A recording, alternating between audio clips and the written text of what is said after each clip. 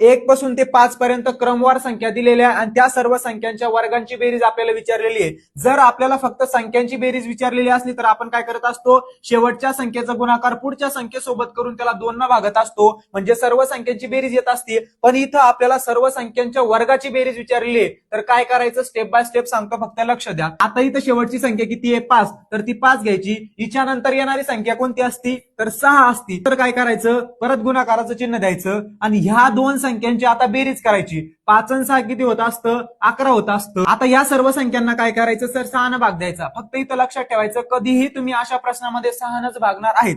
आता सॉल्व्ह करा, हा 6 गेला, हा 6 गेला, काय उरलं फक्त 5 आणि 11। 11 गुणेला जर तुम्ही 5 केलं तर किती येत असतं, 55 येत असतं। म्हणजे 1 पासून ते 5 पर्यंतच्या सर्व संख्यांच्या वर्गांची बेरीज किती असणार आहे, 55 असणार आहे। आता हीच ट्रिक वापरून तुम्हाला 1 ते 8 पर्यंतच्या सर्व संख्यांच्या वर्गांची बेरीज काढायची आहे आणि त्याचं उत्तर नक्की कमेंटमध्ये करायचंय। जर तुम्हाला अशाच प्रकारच्या विविध प्रश्नांची तयारी करायची असेल, त्याचबरोबर जर तुम्हाला वेगवेगळ्या स्पर्धा परीक्षांमध्ये लागणारं स्टडी मटेरियल पाहिजे असेल, तर आपलं महाराष्ट्र अकॅडमी हे ऍप नक्की डाउनलोड करा। महाराष्ट्र अकॅडमी या ऍप्लिकेशन मध्ये तुम्हाला मोफत मध्ये भरपूर काही गोष्टी मिळणार आहे।